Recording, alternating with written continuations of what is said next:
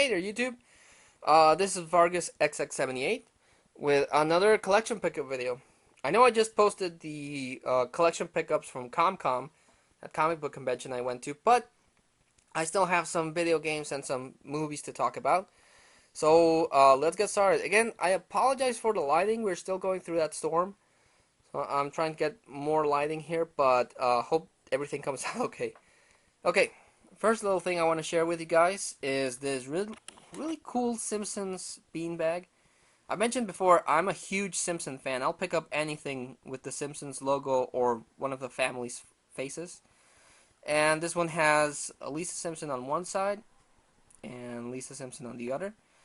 Lisa Simpson is not my favorite Simpsons character. She tends to be a bit of a know-it-all and really intolerant to things that she doesn't think are right. But she's a member of the family, so I don't own a Simpsons beanbag, so decided to buy that.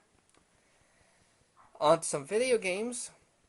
Really happy I was able to find this one. I got a Game & Watch Donkey Kong multi-screen handheld.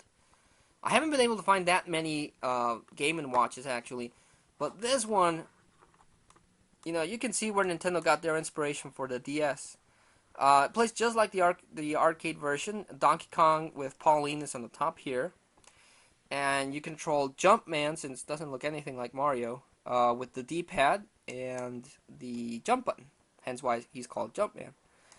And, like I said, you can see the design, and Nintendo just, this is a DS. But it's pretty cool. I'm really glad I was able to add another Game & Watch to the collection. So, and it's in really good condition. So that's one. Was able to get for the Super Nintendo Pilot Wings. This is one of the Super Nintendo's launch titles, and it's really cool. The Mode 7 graphics are really awesome. I mean, for the Super Nintendo, they're really cool. Basically, you go to this flying school and you have to take all these different activities to get your license. I've only been able to play, controlling the plane and skydiving. But it's one of those Nintendo's games that are fun, but oh so challenging. I mean, it's a real challenge to do the activities. Just in, the normal setting it's pretty hard. But it's the type of game that is so fun that you want to keep doing it and see if you can, actually complete it. So, really happy I was able to find Pilot Wings there. For the DS, and I wasn't too sure about picking this one up, I got Witch's Wish. I look at the cover and I thought, oh man, this is going to be a really kiddie game. But I was reading on the back, and you do magic by using the stylage, which is a lot like Castlevania Dawn of Sorrow, also on the DS. So I thought that would be really cool. And another reason why I decided to pick it up indeed is because it's developed by Natsume.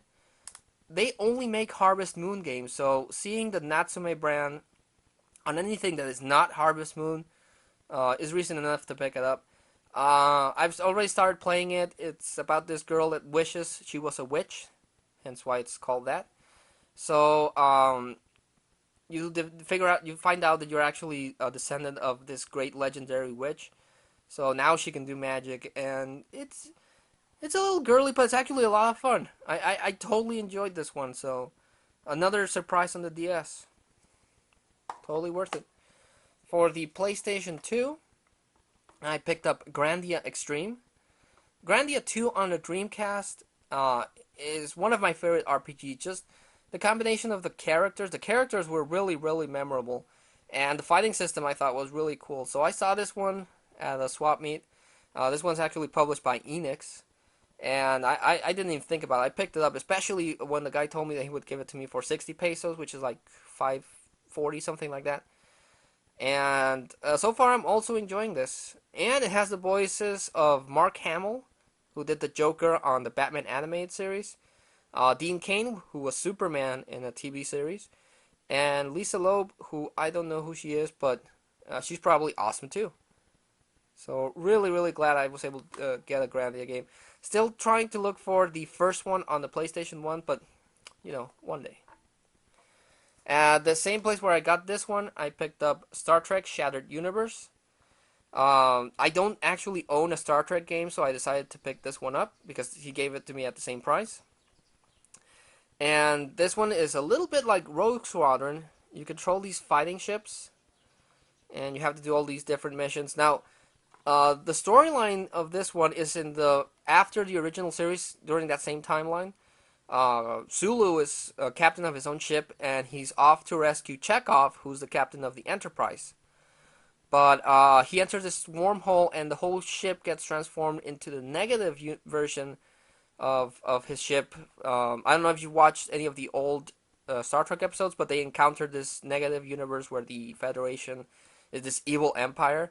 So they get transported to that dimension, and everything is weird and evil, and Sulu's trying to figure out what to do. But so far, it's a pretty good game. Also very challenging, but fun nonetheless. Oop, let's put that there. And on to some movies. I picked up Tropic Thunder with Robert Downey Jr., who is hilarious in this movie. Ben Stiller and Jack Black. Ben Stiller's so-so in this movie. Jack Black's also so-so. But again, Robert Downey Jr. is really, really funny in this movie. It's basically about this group of actors that are doing a Vietnam movie. But the director doesn't think they're being authentic enough. So him and his consultant, who was supposedly a Vietnam veteran, convince the crew to go to Vietnam and actually go deep into the jungle, so they can practice their acting there. But they actually do meet up with a Vietnam militia. So these actors are trying to survive that. I thought it was a really really funny movie. So I really enjoyed it. And I picked up The First Blade, starring Wesley Snipes and Stephen Dorff. My favorite Blade movie is still the second one, mostly because Guillermo del Toro directed that one. But Blade 1 is really, really cool. It has some really, really cool martial arts and vampire effects, so, you can't have the second one without the third one. One of the better Marvel comic book movies, actually. And at a blockbuster, I picked up Final Destination 2. Final Destination I thought was really, really cool, really original. Even though I never actually got why, if the guy had a vision that was going to save him, why Death felt that, it was cheated. He was supposed to survive, so I don't know why Death got a grudge, but that's the first one. The second one also follows the same formula, but the death scenes on the first one and this one are definitely what makes it worth it. They have some really unique and original death scenes here on how they bump off all the characters, so it's actually pretty cool. I also picked up Quarantine. It's about this group of firefighters and news crew that is following the firefighters that report to an emergency in this apartment complex. People have this disease. It's kind of turns them into ravenous people, or they don't really go full zombie, but they look like they have rabies or something. So the government blocks off the whole building, closes everything off, and these people are trying to survive with all these people in there. I actually heard this is an American remake to a movie that came out that's called Wreck. So now I'm curious to see the original one. But this one is pretty cool. It suffers from Cloverfield or Blair Witch syndrome. Since the news crew is recording everything, you have those shaky camera moments, but it's pretty suspenseful. I liked it. Right now, I'm suffering from WrestleMania fever. WrestleMania is just around the corner. It's a few weeks away. And this video store I go to has some really expensive things, but sometimes they have some really good deals. And this week was a good deal. They had WrestleMania 24 on Blu-ray. The main matches are cool. The Undertaker, the Streak versus the Championship with Edge, that one was pretty cool. The Big Show fight was the John Cena versus Randy Orton versus Triple H was okay. But I think my favorite one is the Ric Flair versus Shawn Michaels fight. That's where Shawn Michaels retired Ric Flair. I thought that one was pretty cool. Plus the Money in the Bank ladder match. Those are always cool. I don't know why they took him out from WrestleMania and turned him into their own main event. Well, that was okay. And I got WrestleMania 25, the two disc set. It also comes with the Hall of Fame where they inducted Stone Cold Steve Austin. But the best match by far on this disc is the Undertaker versus Shawn Michaels match. I've seen this match already twice already, and it is really really cool. They really went all out with that match. So yeah, the rematch wasn't as good in WrestleMania 26, but this one was over the top. Now this one is not what you would think. It's called Indie That Word, which I'm not gonna say because I don't want to get blocked by YouTube. But it's a documentary by IFC, the Independent Film Channel, and it is a documentary of that word in cinema. And since I like movies so much, I like these kind of documentaries that explore the history of movies. So this is a documentary that explores the history in movies of that word. So it's actually very very educational. It doesn't have that many, racy scenes. So I also picked up the first season of MASH. I remember watching this on TV as a kid.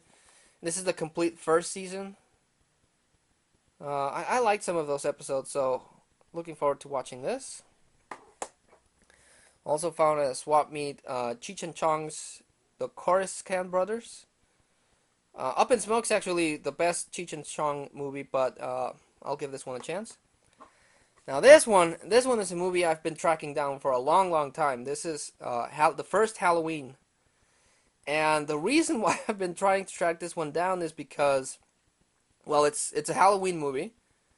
It's I was born on Halloween, and this movie is cool, but also it came out in 1978.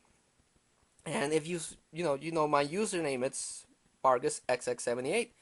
So it has that extra little, in sentimental value to me because it came out on 78. So it's a really, really cool movie. And I've never seen this type of box with the shiny Halloween and the shiny pumpkin. So, yeah, really, really glad I found this one. On the front cover, you can see just the face of Michael Myers, but really, really fun, really, really happy to finally get this movie because like I said, I've been looking for it all over the place, and I've seen some editions, but they don't have as many special features here. So, really, really happy to find this one at last. And the last movie I picked up is the Disney's The Rescuers. The Rescuers 2, the one where they go to Australia, is a lot better than this one, but it's a Disney movie. It's a limited edition DVD sleeve edition, and it comes with some bonus features. So yeah, can't go wrong with Disney. Say what you will about the Disney characters, that some of them look the same in each movies, but The Rescuers is pretty good. So okay, that another big collection pickup video. Since I like recommending something from the collection videos, I'm going to recommend, movie-wise, Halloween.